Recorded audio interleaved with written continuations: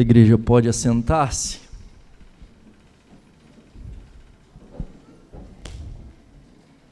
Querido, quero convidá-lo a abrir sua Bíblia comigo no Evangelho segundo Marcos, capítulo 13.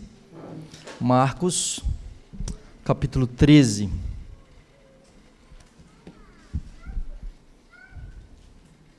O Evangelho segundo Marcos,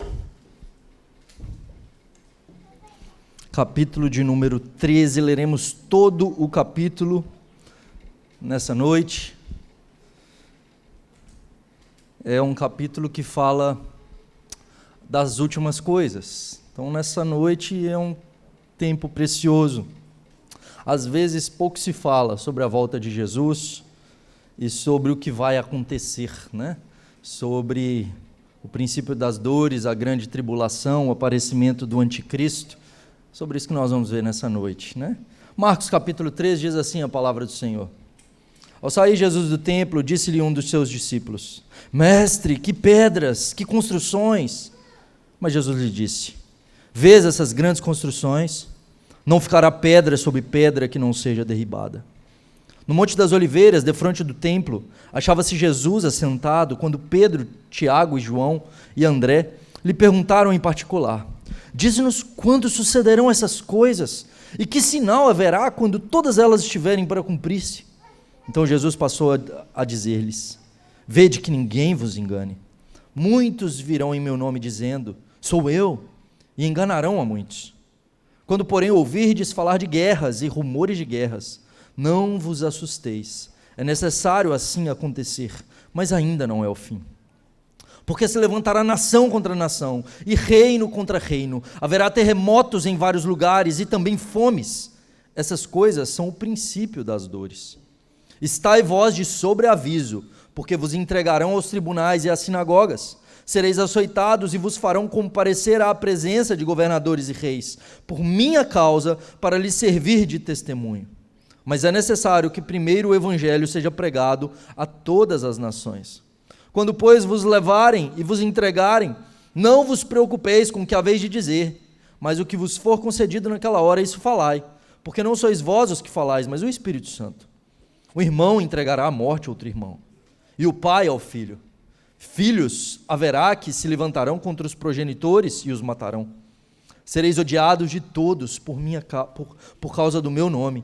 Aquele, porém, que perseverar até o fim, esse será salvo. Quando, pois, virdes o abominável da desolação, situado onde não deve estar, quem lê entenda. Então os que estiverem na Judéia fujam para os montes. Quem estiver em cima no eirado, não desça e nem entre para tirar da sua casa alguma coisa. E o que estiver no campo, não volte atrás para buscar a sua capa. Ai das que estiverem grávidas, das que amamentarem naqueles dias. Orai para que isso não suceda no inverno, porque aqueles dias serão de tamanha tribulação, como nunca houve desde o princípio do mundo, que Deus criou até agora e nunca jamais haverá. Não tivesse o Senhor abreviado aqueles dias, e ninguém se salvaria, mas por causa dos eleitos que ele escolheu, abreviou tais dias. Então, se alguém vos disser, eis aqui o Cristo, ou ei-lo ali, não acrediteis, pois surgirão falsos cristos e falsos profetas, operando sinais e prodígios para enganar, se possível, os próprios eleitos. Estai vós de sobreaviso, tudo vos tenho predito. Mas naqueles dias, após a referida tribulação, o sol escurecerá, a lua não dará sua claridade, as estrelas cairão do firmamento e os poderes do céu serão abalados. Então verão o Filho do Homem vir nas nuvens com grande poder e glória. E ele enviará os anjos e reunirá os seus escolhidos dos quatro ventos, da extremidade da terra até a extremidade do céu. Aprendei, pois, a parábola da figueira, quando já os seus ramos se renovam e as folhas brotam, sabeis que está próximo o verão. Assim também vós, quando virdes acontecer essas coisas, sabei que está próximo às portas. Em verdade vos digo que não passará essa geração sem que tudo isso aconteça. Passará o céu e a terra, porém as minhas palavras não passarão. Mas a respeito daquele dia ou da hora, ninguém sabe, nem os anjos no céu, nem o Filho, senão o Pai. Estai de sobreaviso, vigiai e orai, porque não sabeis quando será o tempo. É como um homem que, ausentando-se do país, deixa sua casa, dá autoridade a seus servos, a cada um a sua obrigação, e ao porteiro ordena que vigie. Vigiai, pois, porque não sabeis quando virá o dono da casa, se à tarde, se à meia-noite, se ao cantar do galo, se pela manhã, para que vindo ele inesperadamente não vos ache dormindo. O que porém vos digo, digo a todos, vigiai. Vigiai. O Senhor Jesus, ele está falando acerca da sua segunda vinda. Ele veio, ele entregou sua vida na cruz do Calvário, ele morreu, ao terceiro dia ele ressuscitou, ele foi assunto aos céus, e ele deixou a promessa de que ele retornaria. E ainda disse para que nós vigiássemos. Ele disse para que nós, de fato, olhássemos para sua vinda com expectativa, certos de que ele virá, certos de que ele retornará para nos buscar, certos de que ele vai destruir todo o mal, mas ao mesmo tempo vigilantes, ao mesmo tempo cuidando para não cairmos. Jesus está voltando. Como saber quando? Como não cair em fraudes? Porque ele disse que muitos virão dizendo ser ele. Muitos tentarão enganar, se possível, os próprios eleitos, fazendo inclusive sinais e milagres, prodígios. Como não ser enganado? Nós precisamos então entender o que o Senhor Jesus está falando, aprender dele, das suas palavras. E queridos, muita gente já foi enganada ao longo da história da igreja. No ano 1260, um homem chamado Joaquim de Fiore, um místico, ele determinou que o reinado de Cristo começaria na terra entre o ano 1200 e o ano 1260. Chegou o ano 1260, Cristo ainda não tinha começado a reinar. E aí ele revisou, seus seguidores revisaram a data para o ano 1290. Não começou a reinar. E aí então eles revisaram depois para 1335. E aí depois eles desistiram, né? 1504, o pintor Sandro Botticelli, ele acreditava que o reinado de Cristo sobre a terra começaria em até 3 anos e meio, depois do ano 1500. Não, depois do ano 1500, 3 anos e meio, Jesus começa a reinar, ele vai voltar. Isso não aconteceu. 1533, o anabatista Melchior Hoffman, ele previu que apenas 144 mil pessoas seriam salvas na segunda vinda de Cristo, que começaria em Estrasburgo. O restante da humanidade seria consumido pelo fogo. E nesse mesmo ano, 1533, o matemático Michael Schiffel calculou que o juízo final começaria às 8 horas do dia 19 de outubro de 1533. O matemático, ele deu a data certinha. O que eles não sabem é que o Senhor Jesus diz que nem o Filho do Homem sabe o dia e a hora. Ele deu o dia e ele deu a hora.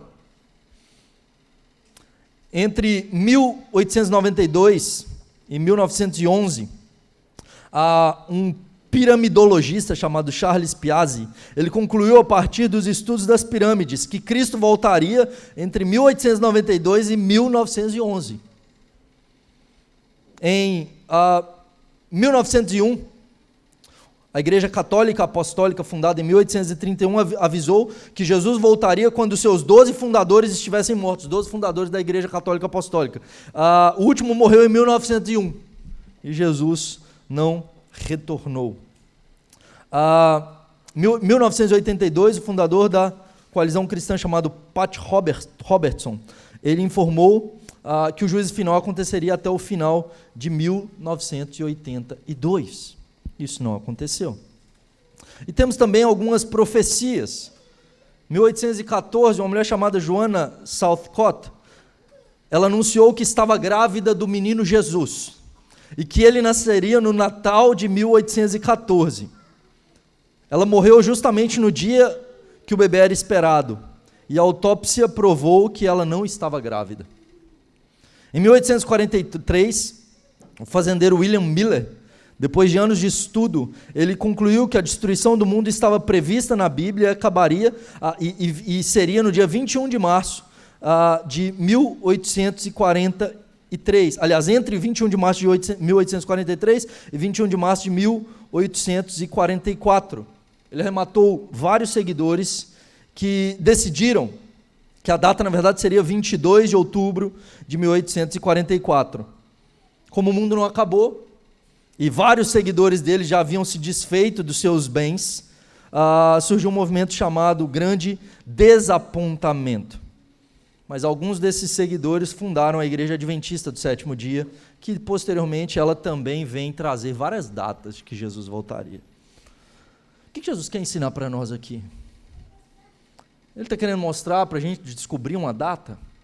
Ele está querendo mostrar para a gente vender todos os nossos bens e fugir para as montanhas e nos isolarmos no mundo? O que Jesus quer ensinar para nós? E veja que o propósito de Cristo nesse ensino é preparar os seus discípulos para que eles habitem no mundo, mas para que eles saibam perceber os sinais e que eles se mantenham fiéis diante dos falsos ensinos. O principal é isso. Satanás ele virá. Satanás ele vai tentar nos tirar do caminho. Se possível, ele se faz de anjo de luz para tentar enganar os próprios eleitos. E é necessário que nós estejamos de sobreaviso, é necessário que nós entendamos a palavra para não sermos enganados. E veja que o Senhor Jesus, ele exorta e explica aos seus discípulos as coisas que viria, incluindo a nós. Ao olhar para o capítulo 13, no Evangelho de Marcos, o Senhor Jesus ele está agora muito próximo da cruz, ele está próximo da crucificação, ele está próximo de ser morto. E agora então ele começa a falar dos tempos do fim, não apenas da sua crucificação, mas do seu retorno, e ensinando os seus discípulos. Algumas pessoas, ao estudar o capítulo 13 do Evangelho de Marcos, dizem que, na verdade, tudo que Jesus está ensinando aqui já aconteceu lá no ano 70, depois de Cristo, na destruição de Jerusalém. Então, há pessoas que vão dizer que esse capítulo inteiro já se cumpriu completamente, tudo se aplica para aquele momento da destruição da cidade de Jerusalém e do templo. Há quem diga que não, há quem diga que, na verdade, tudo que Jesus está dizendo aqui ainda vai acontecer, nada se cumpriu. Mas, na verdade, o que o Senhor Jesus ele está explicando é justamente uma profecia que tem duplo cumprimento, uma profecia que ela começa e se cumpre primariamente no ano 70, na destruição do templo e da cidade de Jerusalém, e culmina e finaliza na segunda vinda do nosso Senhor Jesus Cristo. Né? Parte do que ele profetiza aqui ainda não havia acontecido, mas vai acontecer 30 anos depois, 30 e poucos anos depois. E algumas coisas irão acontecer, ainda não aconteceram. Vejamos então o que o Senhor Jesus nos ensina. Ao sair Jesus do templo, disse um de seus discípulos: Mestre, que pedras, que construções. Mas Jesus lhe disse: Vês essas grandes construções, não ficará pedra sobre pedra que não seja derribada. Veja então que aquele discípulo olha para o templo construído pelo rei Herodes. O rei Herodes ele começa a reconstruir o templo no ano 19 a.C., 19 anos antes. O templo demora mais de 30 anos para ser edificado, mais de 40 anos para ser edificado. Um templo suntuoso, um templo maior do que o templo de Salomão. O segundo templo, edificado no retorno do exílio, por Esdras e Neemias, ali naquele retorno, era um templo pequeno, humilde. Mas o templo de Herodes era suntuoso, era grandioso. E o que o discípulo, ao olhar aquele templo, ele fica maravilhado e diz: que pedras, que construções. Ele fica fascinado com aquilo que ele vê, e o Senhor Jesus então ele já afirma e profetiza: não ficará pedra sobre pedra que não seja derribada. E aí o que ele está explicando para nós? Ele está explicando que de fato Jerusalém seria sitiada, a cidade seria sitiada. Nesse momento que o Senhor Jesus está dizendo isso aqui, nós estamos por volta lá do ano 30, isso era algo totalmente inesperado. Porque Israel estava em paz com o Império Romano. Israel estava totalmente em paz com o Império Romano. Não havia essa possibilidade nesse momento de haver sítio, de haver destruição, de haver guerra entre Roma e Israel. Mas o que o Senhor Jesus diz é justamente isso, que a cidade seria destruída, que o templo seria destruído, que a população seria dizimada. Quando que isso vai acontecer? Cerca de quase 600 mil judeus foram mortos no ano 70. Quase 600 mil. Nós estamos falando da cidade de Jerusalém sendo posta abaixo. O templo, depois do ano 70, nunca mais foi reconstruído. Quando nós lemos o livro de Atos, a gente vê o povo no templo, subindo ao templo, indo para orar, para adorar, para sacrificar. Depois do ano 70, não houve mais templo. O templo já não cumpria mais o seu papel. Você imagina o que era ser cristão naquela época? Ir ao templo. Porque o cristão, ele ia ao templo a fim de adorar, para poder adorar a Deus, e quando ele ia para o templo, o que ele via lá? Sumo sacerdote, ele fala assim, não tem mais. Jesus é nosso sumo sacerdote, e todos nós somos uma nação de sacerdotes, como nós lemos aqui agora há pouco no início do culto. Nós somos um reino de sacerdotes, o sacerdócio universal a partir de Cristo. Não há mediador, nós não precisamos de mediador entre nós e Deus, a não ser Cristo. Eles viam sacrifícios, para que sacrifício? Se o sacrifício de Cristo foi único e suficiente, o que Deus faz? Destrói o templo. Ele não cumpre mais seu papel, e o que o Senhor Jesus diz, esse templo que você está vendo como grandioso aqui é nada. Sabe o que é grandioso? O templo que o Senhor está edificando, de pedras vivas. Esse templo que Pedro vai chamar de pedras vivas, nós fazemos parte desse edifício, nós somos templo de Deus. Não individualmente. Essa semana uma pessoa ligou lá na igreja, passei mais de 1 hora conversando, para tirar a dúvida, né?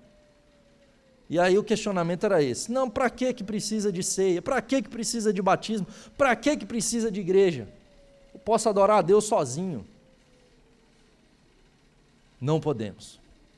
Nós somos membros uns dos outros, e eu gastei um tempo para mostrar o egoísmo dele, de não querer servir outros, de não querer se submeter a outros, de não querer ser instrumento de Deus na vida de outros. E Deus nos chama a amar o meu próximo, a andar junto com o meu próximo, a cuidar do meu próximo, a de fato servir o meu próximo e ser servido por ele. Então nós somos membros uns dos outros, e se uma parte está ferida, todo o corpo sofre. O discípulo, ele é maravilhado por aquela figura daquele templo, mas existia algo muito maior e melhor, que agora de fato cumpriria o seu propósito. O que acontece é quando o general Tito entra na cidade, o seu propósito nem era de destruir o templo, ele nem queria destruir o templo. O templo era grandioso, era algo magnífico, mas o templo pega fogo. E o fogo reduz o templo a nada, reduz aquelas pedras, e não fica de fato pedra sobre pedra. E agora então, a partir do verso 3, o Senhor Jesus vai dizer do princípio das dores. A ideia aqui é justamente da dor do parto, sabe? As mulheres aqui que já tiveram um bebê e tiveram contrações, né? Tem alguma noção do que é isso, né? Começa a sentir dor. Mas ainda não chegou a hora da grande dor, né? É o princípio, começa a ter contração. E aí o Senhor Jesus, então, ele ilustra para nós e mostra para nós justamente essa ideia da sua vinda como tendo o princípio das dores, e até que chegará essa grande dor e depois teremos grande alegria. Ok? Essa é a ilustração que nós temos aqui. E aí, Pedro, Tiago, João e André, né, os 4 irmãos aí, né, 2 duplas de irmãos, eles questionam Jesus em particular, né?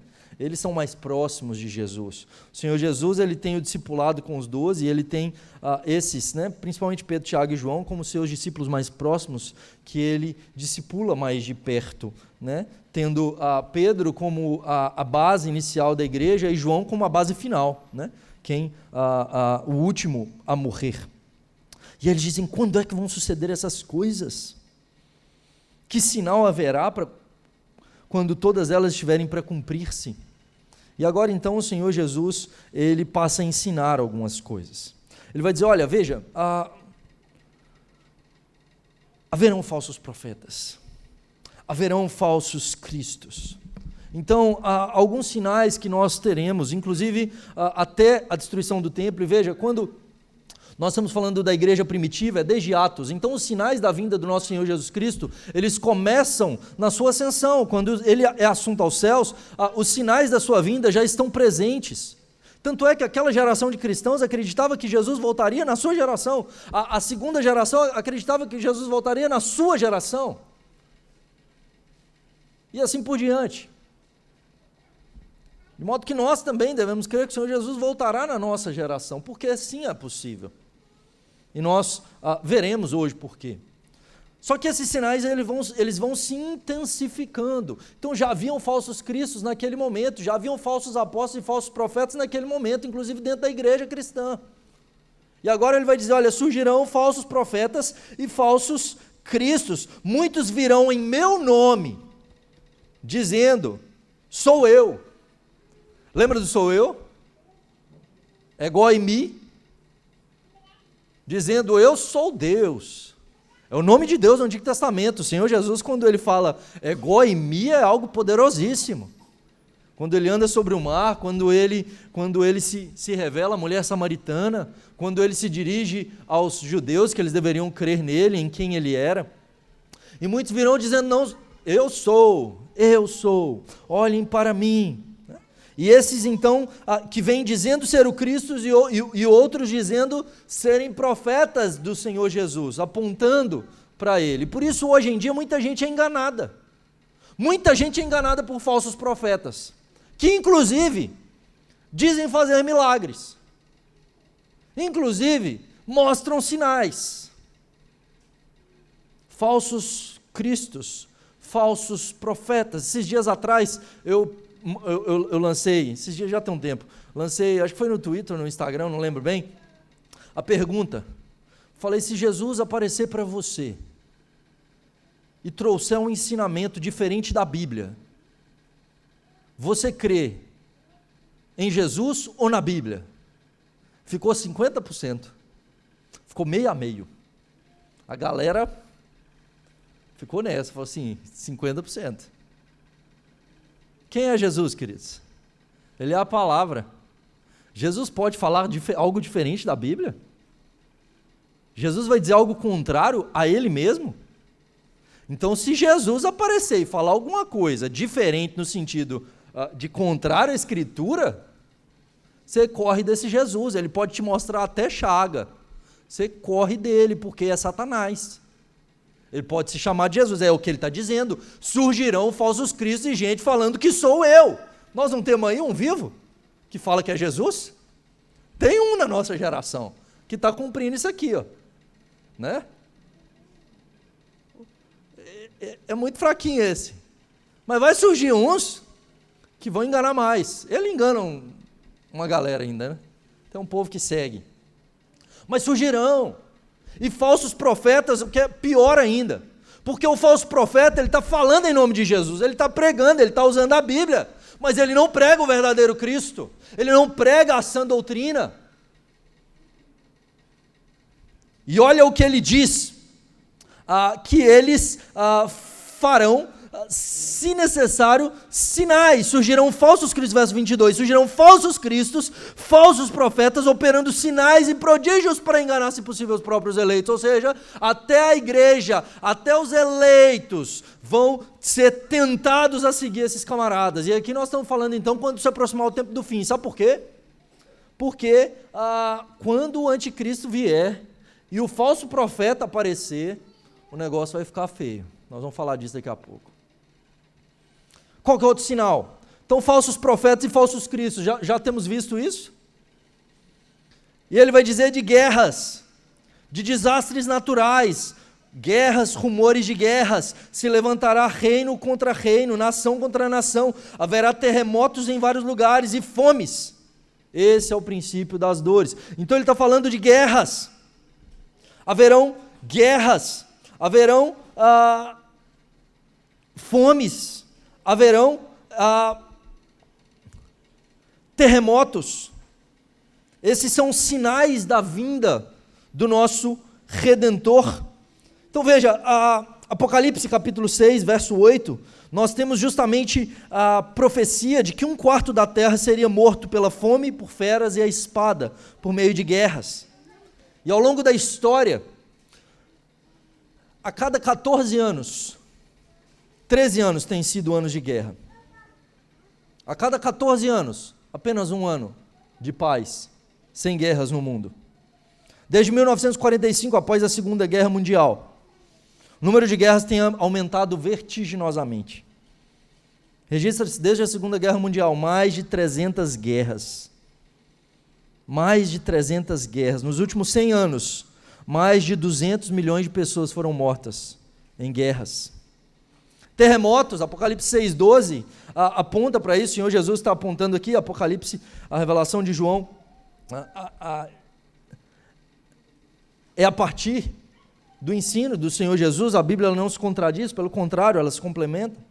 E aí nós temos então, em Apocalipse 6,12, dizendo que haverá um terço da terra sendo morto por conta de terremotos, montes e ilhas sendo movidos dos seus lugares. Veja, guerras que vão acontecendo, até que quando se chegar no tempo do fim, haverá uma guerra que vai matar um terço da terra, um terço dos homens da terra. Tem terremotos e desastres naturais. Quando chegar o tempo do fim, vão ter terremotos que vão matar mais um terço da terra. Esses terremotos que sempre existem, veja que coisa interessante. Por que tem terremoto no mundo?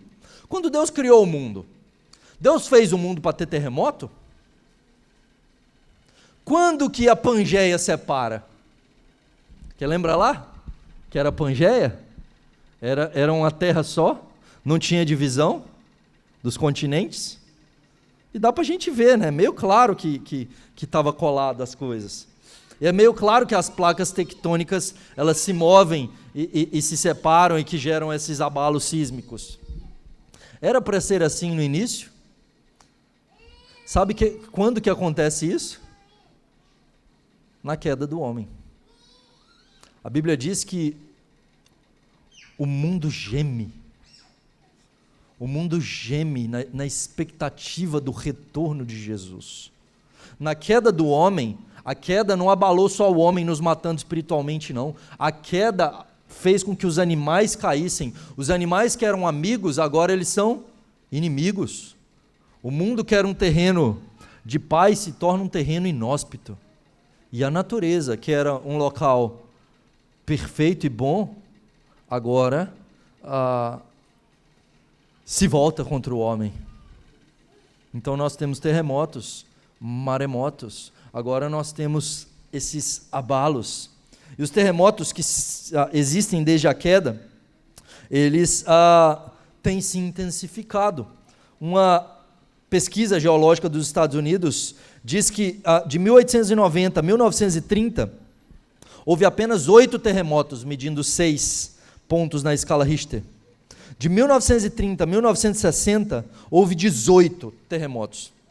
De 1970 a 1960 a 1979, houve 64 terremotos catastróficos. E de 1980 a 1996, de 64, veja, 8, 18, 64. E de 1980 a 1996, mais de 200 terremotos. Então isso tem se intensificado. Vou falar de fomes. Temos visto que a pandemia tem aumentado a fome. As pessoas comprando osso para comer. O que antes era lixo, tem gente agora vendendo osso dos animais. Está tudo muito caro. A fome atinge cerca de 50% da população mundial. Isso tem se intensificado. O Senhor Jesus, ele mostra para nós, de fato, esses sinais da sua vinda. Nós vemos a pregação do Evangelho em todo o mundo. É dito aqui para nós, então, que o Evangelho seria pregado a todas as nações. Né? Tem gente que acha que o versículo 10 diz respeito a cada indivíduo. Né? Então tem gente falando assim, não, enquanto o Evangelho tem que ser pregado para cada indivíduo do mundo, então virá o fim. Não é isso que o texto está dizendo. A gente interpreta um monte de texto, a gente tem toda a questão do todas, né? E a ideia que é justamente a panta etne, né? Que é todas as etnias, todas as nações ou todas as tribos.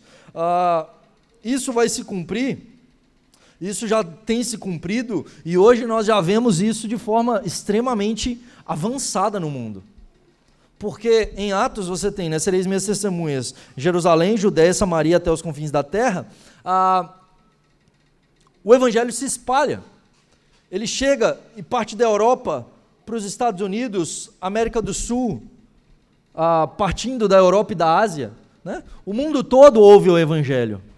E hoje, com o advento da internet, da tecnologia, na China uma pessoa consegue ter Bíblia no celular, não precisa mais imprimir Bíblia.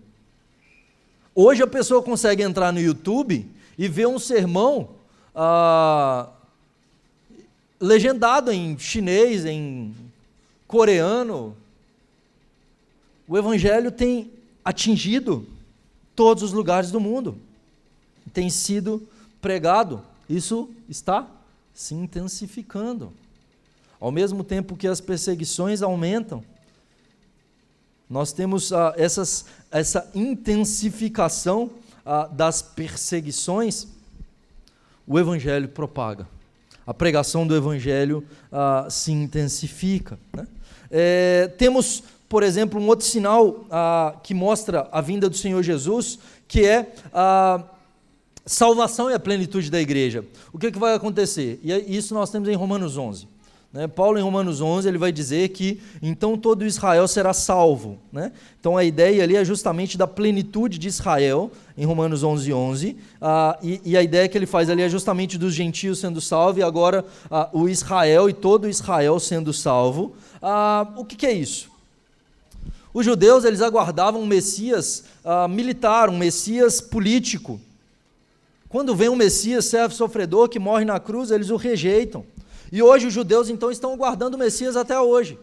Tem muita gente que pensa o seguinte, que a igreja é salva por meio de Jesus e os judeus eles serão salvos de uma outra maneira. Deus tem um trabalho para fazer diferente com eles na grande tribulação. Não, a Bíblia não trata Israel e a igreja de maneira diferente. Sabe o que vai acontecer? À medida que se aproximar do tempo do fim, é que Deus ele vai convencer e converter muitos judeus. E eles crerão em Cristo. E eles se voltarão para Jesus. Então, se você vê um bando de judeus começar a se converter, que já tem acontecido, muitos têm crido, muitos têm se convertido ao Senhor, e não como, porque às vezes o povo pensa que a restauração de Israel é restauração de templo, de nação, ou questão política. Não, nós estamos falando de conversão ao cristianismo, de crerem em Cristo. Esse povo vai se voltar. À medida que se aproximar do tempo do fim, eles vão se convertendo. Isso já tem acontecido. Isso vai se intensificar cada vez mais. Temos alguns outros sinais. Por exemplo, a apostasia. É dito que o amor de muitos se esfriaria. E é dito que o anticristo tentaria enganar até mesmo os eleitos. E possivelmente alguns deles podem até ser enganados temporariamente, mas jamais apostatarão. Porém, os não eleitos, aqueles que são cristãos nominais, eles abandonarão a fé, o amor desses se esfriará, seguirão ensinos de demônios, haverá perseguição no meio da igreja, e irmãos contra irmãos. Quando que isso vai acontecer, queridos? Isso vai acontecer quando a perseguição aumentar. Hoje, muitos cristãos têm sido perseguidos no mundo. Na história da igreja, nunca tantos cristãos foram mortos por causa de sua fé. Isso tem aumentado. E isso vai chegar aqui. Não tenha dúvida que nós vimos aqui na aula de escola dominical, o Diego falando sobre a música do John Lennon, né? Imagine, que aí todo mundo acha linda. Imagine que não tenha religião, que não tenha céu, que não tenha inferno, que só haja paz no mundo. Esse é o discurso do anticristo. Paz. Eu vim para trazer paz. Esses cristãos querem gerar problema. Eles são homofóbicos, eles são transfóbicos, eles são retrógrados, eles são um problema para a nossa sociedade que tem tirado a paz e que tem gerado guerras.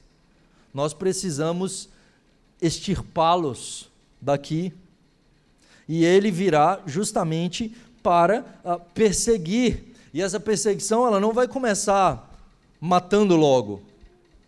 Apocalipse vai dizer que vai ter a marca da besta.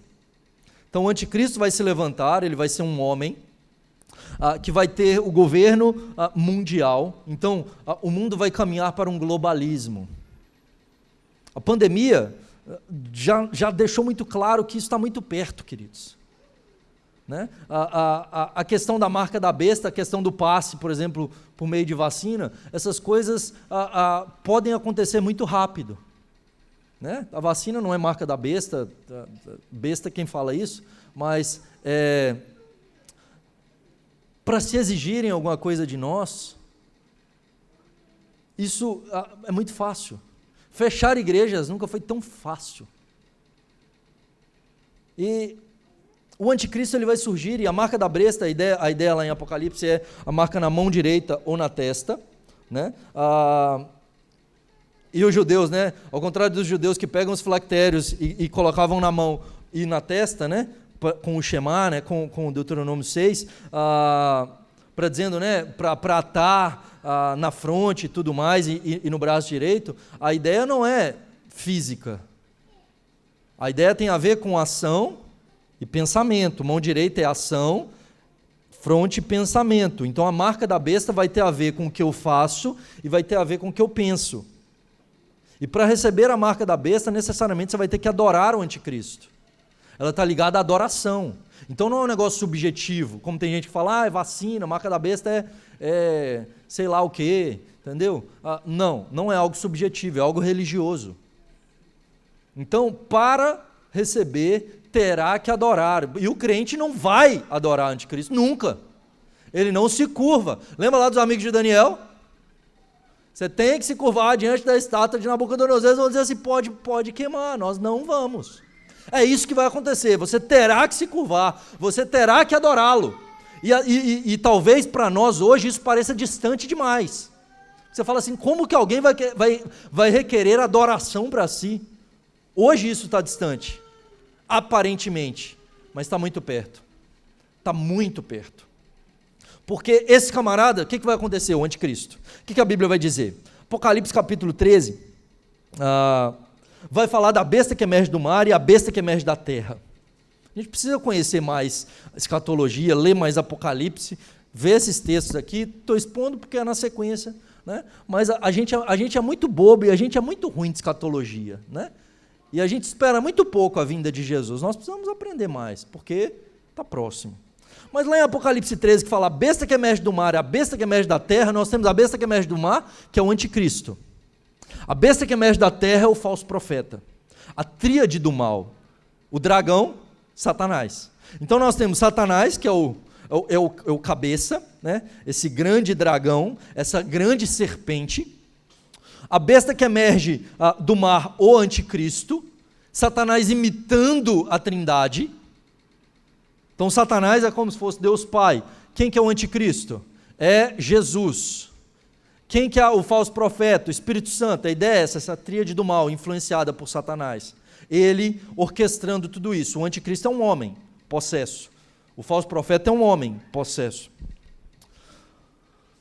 O anticristo, a besta que emerge do mar, é dito lá que esse camarada, ele vai governar o mundo. E ele vai ser um cara que vai conseguir trazer paz para o mundo. E sabe o que mais que vai acontecer que Satanás vai imitar?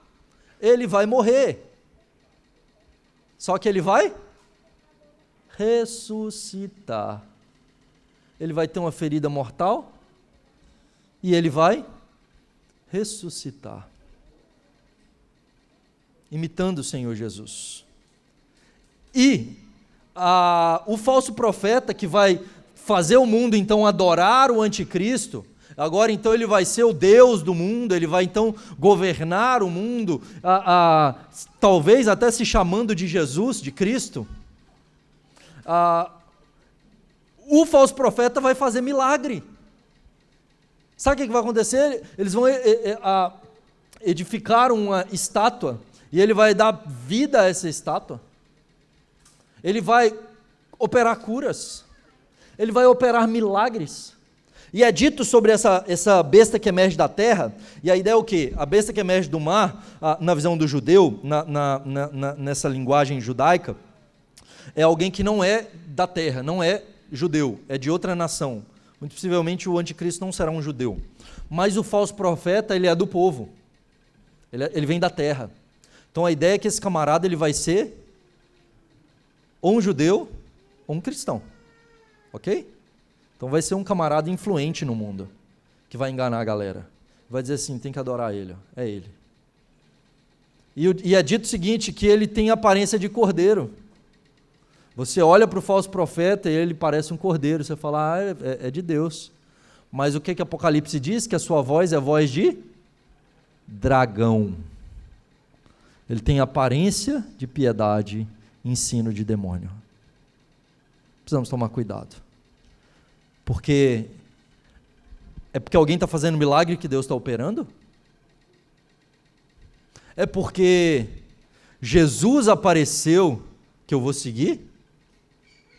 Eu preciso seguir a palavra. A palavra. E por isso que Satanás quer enfraquecer a questão da palavra, enfatizando experiências. Enfatizando eu vi, eu senti. Não. A palavra. Como é que eu sei quem é Jesus? Por causa da palavra. Muitos virão. Muitos virão. E agora o Senhor Jesus ele fala da sua vinda. Isso tudo vai acontecer, meus irmãos. E virá perseguição por parte do anticristo. Ele vai matar os cristãos. Ele vai prevalecer contra a igreja por um período de tempo. Esse é o período que Satanás é solto. Esse é o período que os seus poderes que hoje estão limitados, deixam de estar limitados. O que acontece hoje? O que o Senhor Jesus disse? As portas do inferno não prevalecerão contra a igreja. O evangelho é pregado, a gente vai no inferno e arranca pessoas. Por que esse culto está acontecendo aqui? Porque Satanás está limitado, ele está preso. Não tenha dúvida que há batalhas espirituais. Que durante a semana e antes do culto, muita coisa acontece no intuito de tentar parar a obra de Deus. Mas ele não consegue. Se ele pudesse matar a gente, ele matava. Se ele pudesse tirar minha garganta e me deixar sem voz, ele faria. Mas ele não consegue. Mas vai chegar o tempo que ele será solto, quando estiver próximo do fim, para perseguir a igreja. E esse será um momento, de fato, em que a igreja será perseguida e morta. Nós não teremos a marca tem uma questão religiosa e tem uma questão comercial, porque sem a marca da besta nós não compramos, nós não conseguimos fazer transações, e aí de fato nós nos tornaremos fora da lei, fora do sistema, totalmente.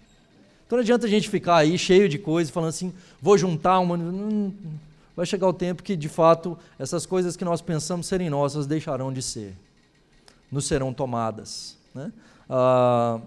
Mas a nossa expectativa não é aqui, não é desse mundo. Então, virá. E essa é a nossa expectativa, porque apesar da grande tribulação, apesar dessas dores e da perseguição, isso é o sinal que Jesus está voltando, isso é o sinal que ele virá. E ele vai dizer, no verso 24, mas aqueles dias, após a tribulação, esse período de perseguição do anticristo, o sol escurecerá, a lua não dará sua claridade, as estrelas cairão do firmamento, Apocalipse vai narrar tudo isso para nós, os poderes serão dados. Lemos aqui Apocalipse 1. Então verão o Filho do Homem vir nas nuvens com poder e grande glória. Queridos, todo olho verá. Quando ele vier, todo olho verá e todo joelho se curvará. Nesse momento, nós estaremos curvados diante do Senhor Jesus, os mortos ressuscitarão primeiro, os vivos serão transformados. Nesse momento que nós seremos arrebatados com o Senhor Jesus nos ares, e nós reinaremos com Ele por toda a eternidade na Nova Jerusalém, que desce do céu. Essa cidade construída pelo Senhor Jesus, é o que Ele diz para nós, eu vou para preparar lugar para vocês, como noivo que vai preparar morada para sua noiva que aguarda o seu retorno para casar-se. Ele está preparando morada para nós no céu. A nova Jerusalém desce do céu e nós reinaremos com Ele para todo sempre. Mas é dito também que todo olho verá, inclusive aqueles que o traspassaram, inclusive o anticristo, os seus seguidores, os seus demônios, seus joelhos serão quebrados diante dele e eles se curvarão. Nós estaremos dizendo Jesus Cristo é o Senhor e eles também estarão dizendo Jesus Cristo é o Senhor. Toda a boca confessará. Toda a boca. Essa vinda será precedida por grandes convulsões cósmicas, porque o livro de Apocalipse mostra para nós Deus destruindo a terra e operando juízo contra os ímpios. Por que Ele está destruindo essa terra? Porque Ele vai fazer nova terra. E por isso que a gente também vai morrer ou ser transformado, porque Ele vai fazer de nós uma nova criação, um novo corpo, um corpo glorificado, transformado, igual ao de Jesus. Em segundo lugar, é dito para nós que será visível, todo olho verá, não haverá arrebatamento secreto. Tem gente que fala, vai sumir, às vezes o povo pega uns textos aí, vai ter 2 no campo, um será tomado, o outro vai deixar, ali ele está falando da destruição de Jerusalém, justamente essa questão, está falando de arrebatamento ali não. Onde que tem arrebatamento na Bíblia? 1 Tessalonicenses, mas é um arrebatamento visível, todo mundo vai ver, para a sua vinda, e nós nos encontraremos com Ele, e aí será essa chegada triunfal para destruir tudo, para quebrar tudo e fazer novas todas as coisas. Vai ser glorioso, e será vitorioso. Ele vai enviar os anjos, verso 27, reunirá os seus escolhidos dos 4 ventos, da extremidade da terra até a extremidade do céu. Ele reúne os seus. E Ele vai destruir todo o mal. Como que nós devemos responder a isso? Versos 28 a 37. Então nós temos, de fato, uma profecia que ocorre no ano 70. Uma profecia para a segunda vinda do Senhor Jesus, com qual propósito? Que nós estejamos alertas. A necessidade de vigilância. É dito para nós que a volta do Senhor Jesus é iminente. Então, a Bíblia vai tratar disso. Que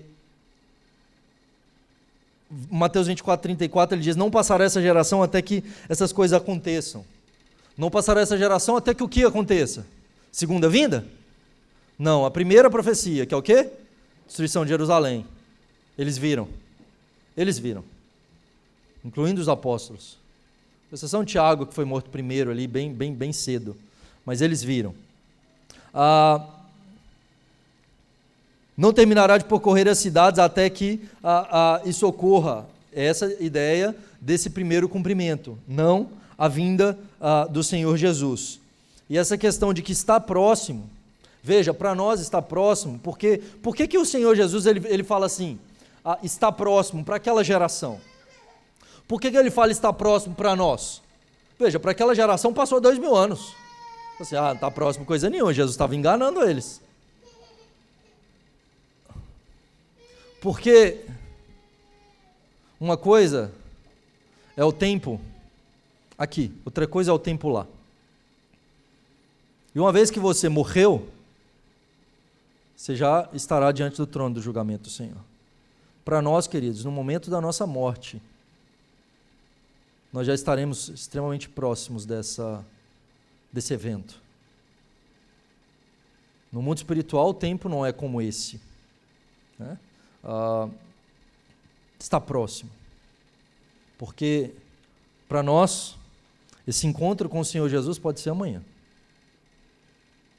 não o visível, mas o invisível.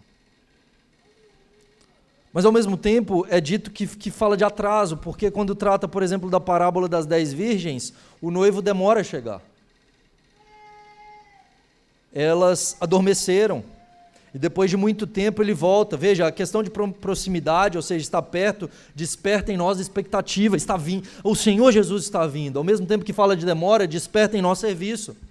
Ele virá, mas enquanto Ele não vem, eu tenho que trabalhar, eu tenho que estar vigilante.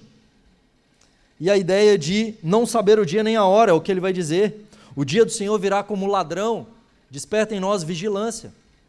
Expectativa, serviço e vigilância. Nós precisamos estar despertos com a expectativa da vinda do nosso Redentor, servindo, trabalhando no reino, pregando o Evangelho e, ao mesmo tempo, vigilantes. Ninguém sabe o dia nem a hora. Nós precisamos entender isso, essa vigilância. É preciso vigiar. A ideia é essa: vigiai porque não sabeis o dia.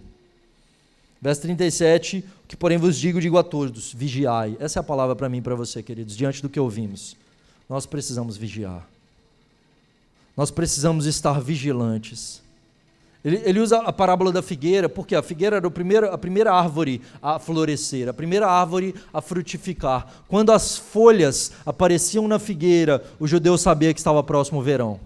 O judeu, ao olhar para a figueira, que era a primeira árvore a florescer, ele sabia, passou o inverno, está próximo o verão. Passaram os dias maus, está próximo o dia de colheita. Por isso que Abacuque, quando ele vai dizer, ainda que a figueira não floresça, ele está dizendo assim, ainda que não haja nenhuma expectativa visível de transformação ou de esperança, a minha esperança está no Senhor. O que o Senhor Jesus está dizendo aqui para os judeus é isso. Quando vocês veem a figueira florescer, vocês sabem que está próximo o tempo da colheita. O que ele está dizendo? Quando vocês virem esses sinais, saibam que está próximo. Os sinais estão aí, não estão? O que falta ver, só apareceu o anticristo. De resto, não falta nada. Pode estar muito próximo. Nós precisamos estar vigilantes, em oração, fortes, firmes, intensificar a nossa vida com Deus. Satanás não quer que essa igreja seja plantada. Satanás não quer que você esteja aqui. Haverá batalha espiritual para que isso ocorra. Na sua casa, antes de vir para cá, vai ter, não tenha dúvida. Na hora que você quiser evangelizar alguém, vai ter dificuldade. Na hora que a gente começar a, de fato, receber pessoas, haverão empecilhos. E ele vai tentar de todas as maneiras, seja por perseguição externa, até barulho, né? Seja por problemas internos, de querer gerar intriga, de querer gerar distração no nosso meio. Muito cuidado, querido. Essa luta não é contra a carne ou sangue, precisamos vigiar. Para que não haja fofoca, para que não haja divisão, para que não haja facções, para que não hajam partidos. Somente Cristo e o seu Evangelho sendo pregado. Que Deus nos dê graça. Louvado seja o nome do Senhor. Vamos cantar mais uma canção, que essa canção seja a nossa oração. Cante com alegria. Deixa eu explicar uma coisa, enquanto a equipe de louvor vem. Uma coisa que eu quero aqui para a esperança. Eu tento pregar com fervor, sabe? Tento. Estou aprendendo ainda. A palavra precisa ser pregada com entusiasmo, não pode ser aquela coisa... A palavra de Deus não é chata. A palavra de Deus Nossos olhos têm que brilhar ao ouvir a palavra. A gente tem que vir com a expectativa. Nossa, que coisa maravilhosa. Nossa. Mas o louvor também, meu irmão. Nós temos que adorar a Deus com todo o nosso ser, em espírito e em verdade. Como é que é isso? É com entusiasmo, eu canto. Não pode, está errado. Não pode adorar a Deus de forma relaxada, ou de qualquer maneira. Nós devemos cantar com entusiasmo, com fervor, com todo o nosso ser, com emoção, sabe? Então, adoremos a Deus de todo o nosso ser. Então, o culto é dessa maneira, e deve ser assim, né? Então, não pode ser algo, aquela coisa, né? Mais ou menos, né? Então, adore a Deus com alegria, né? De todo o seu coração, eleve de fato seu espírito ao Senhor, né? Não seja simplesmente algo mecânico, ou aquela coisa, né? Não é assim o culto. O culto é dialogal, é Deus falando conosco e nós falando com o Senhor. Tem coisa mais maravilhosa do que isso? Não tem. Não tem. Na semana não tem nada mais maravilhoso do que isso. O resto é bênção também.